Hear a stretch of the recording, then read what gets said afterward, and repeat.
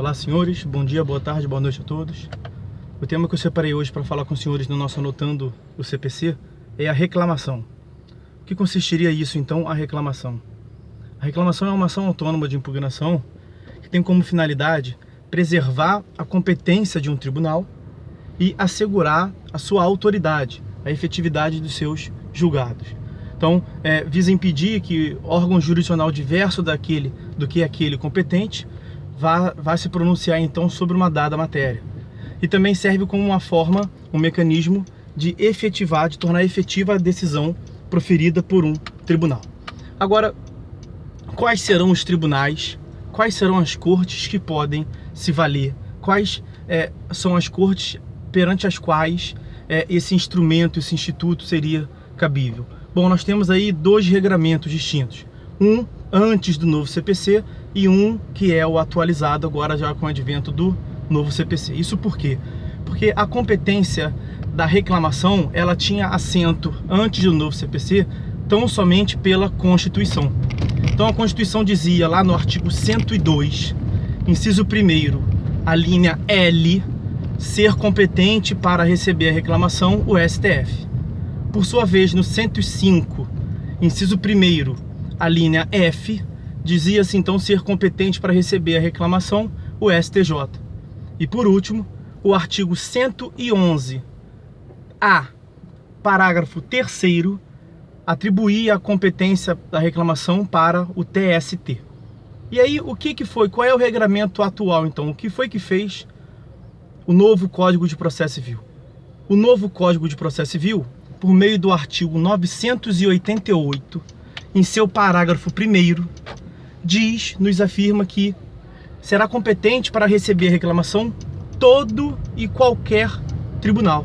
Então fez incluir aí, além dos tribunais superiores que não estavam elencados na Constituição, também os tribunais regionais federais e os tribunais de justiças do Estado. Bom, quanto ao ponto, senhores, há uma certa divergência na doutrina a respeito da constitucionalidade dessa previsão do novo CPC. Dizem eles que somente a Constituição poderia atribuir essa competência. E aí nós permaneceríamos então com o regime anterior.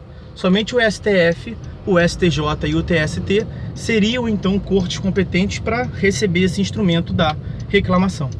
Me parece, senhores, que essa argumentação a respeito da inconstitucionalidade desse dispositivo, ela não deve prosperar.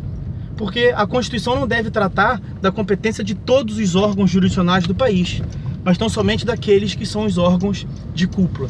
Então me parece que esse dispositivo, o artigo 988, parágrafo 1º, não tem nenhuma pecha de inconstitucionalidade. Ele deve então ser aplicado normalmente. Uma outra consideração importante a se fazer a respeito da reclamação é a percepção de que ele é um instrumento que visa assegurar, nós vimos, preservar a competência do tribunal e assegurar a autoridade do tribunal, das decisões proferidas pelos tribunais. E aí, o que a gente deve perceber é que, na verdade, a previsão normativa desse instituto é um reconhecimento sine qua non do caos decisório que a gente vive na nossa realidade processual brasileira. Porque só faz sentido a existência desse instrumento, e veja, não são todos os ordenamentos jurídicos, aliás, raros são os ordenamentos jurídicos que dispõem de um instrumento como esse, é uma demonstração de que as decisões proferidas pelos tribunais não são levadas a sério nem mesmo pelo tribunal. E aí a gente deve remeter então aos artigos 926, 927 e 928 do novo Código de Processo Civil, que apresentam ali o regramento no novo Código a respeito da eficácia vinculatória dos precedentes. A reclamação tem, sem sombra de dúvida, uma relação direta com a eficácia vinculatória dos precedentes, ainda mais na sua segunda finalidade, de assegurar a autoridade dos julgados. Então, é um triste instrumento que se faz infelizmente necessário na nossa realidade judicial brasileira quanto à matéria de aplicação do direito, tá? A gente espera crer então que esse instrumento perca logo a sua razão de ser a partir do momento em que os tribunais passem a acatar os precedentes que são formados pelo tribunal competente para a formação dos precedentes, tá? Um forte abraço. Eu trato desse tema com maior profundidade nas minhas anotações de processo civil volume 3 e vou expor com uma maior amplitude também no módulo atuação dos tribunais nos processos lá do meu curso online de processo civil. Então gostaria de pedir um favor para os amigos que curtam a página Anotações de Processo Civil no Facebook, @Anotações de Processo Civil, e se inscrevam, por favor, lá no YouTube. O nome do canal é Anotações de Processo Civil também.